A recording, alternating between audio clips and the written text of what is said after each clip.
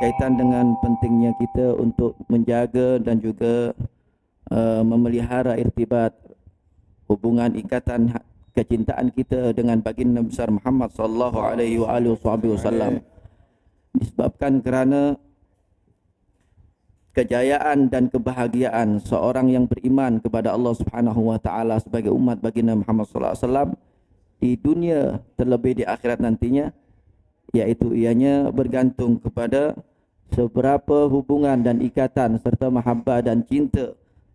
dirinya ke atas baginda besar Muhammad sallallahu alaihi wasallam. Sebab suatu ketika dikisahkan dan diriwayatkan oleh Sayyidah Aisyah radhiyallahu taala anha, ketika mana di suatu malam Sayyidah Aisyah tengah menjahit bajunya, tiba-tiba jatuhlah ibrah ataupun jarum yang dipegang oleh Sayyidah Aisyah, yang ketika itu bersamaan dengan terpadamnya lentera yang menyinari ataupun yang menerangi bilik daripada rumah Sayyidah Aisyah radhiyallahu taala anha. Ketika dalam keadaan gelap, beliau pun mencari-cari daripada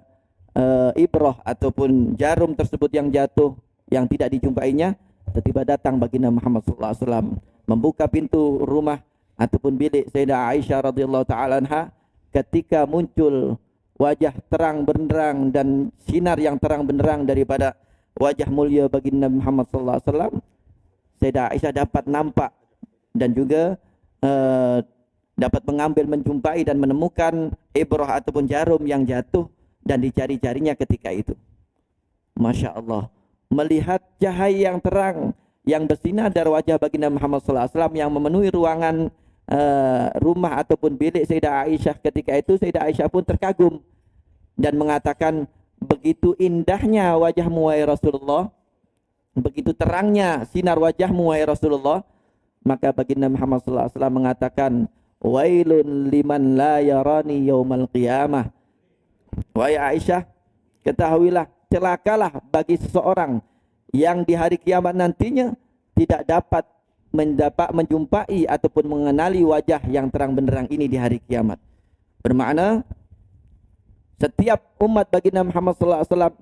mereka mempunyai peluang untuk mendapatkan syafaat baginda Muhammad sallallahu alaihi wasallam, untuk ikut serta bersama dengan baginda Muhammad sallallahu alaihi wasallam, bersama-sama meniti jembatan sirat sehingga sampai kepada syurga Allah Subhanahu wa taala. Akan tapi soalannya, adakah kita dapat dipertemukan di akhirat nantinya bersama dengan baginda Muhammad sallallahu alaihi wasallam, ataukah kita terhalang dengan dosa-dosa kita, dengan banyaknya pelanggaran-pelanggaran kita dan kurangnya sikap dan juga rasa cinta kita ke baginda Muhammad sallallahu alaihi wasallam sehingga menghalang kita daripada bertemu dan menatap dan berjumpa dengan baginda Muhammad sallallahu alaihi wasallam. Waliyadzubillah. Ini yang menjadi soalan bagi kita semuanya. Oleh sebab yang demikian, di antaranya diadakan majlis selawat, majlis maulid yang sedemikian ini tiada lain untuk supaya kita mempunyai hubungan dan ikatan bersama dengan baginda Muhammad sallallahu alaihi wasallam sehingga menjadikan asbab yang kuat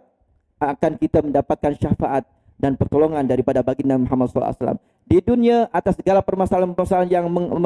yang menimpa kepada kita, terlebih lagi permasalahan-permasalahan yang akan kita hadapi di akhirat nantinya dengan mendapatkan syafaat daripada baginda Muhammad sallallahu alaihi wasallam. Maka inilah di antara yang diharapkan oleh orang-orang soleh terdahulu untuk mendapatkan pertolongan daripada baginda Muhammad sallallahu alaihi wasallam dalam setiap permasalahan dan yang mereka hadapi di atas dunia ini, mendapatkan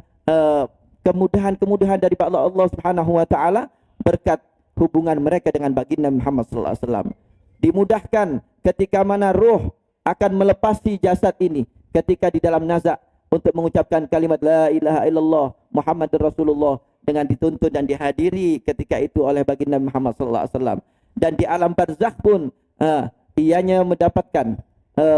pertolongan dan juga syafaat daripada baginda Muhammad sallallahu alaihi wasallam yang paling utama ketika di hari kiamat nantinya. Kita bermohon kepada Allah Subhanahu wa taala, moga-moga Allah Subhanahu wa taala berkat majlis yang seumpama ini, berkat selawat-selawat yang kita sampaikan ke baginda Muhammad sallallahu alaihi wasallam menjadi asbab kita menjadi umat yang bukan hanya mengingati akan baginda Muhammad sallallahu alaihi wasallam, akan tapi umat yang diingati oleh baginda Muhammad sallallahu alaihi wasallam di akhirat nantinya, sehingga membawa kita semuanya dapat masuk ke syurga Allah Subhanahu wa taala bersama dengan golongan baginda Muhammad sallallahu alaihi wasallam. Amin ya rabbal alamin. Allahu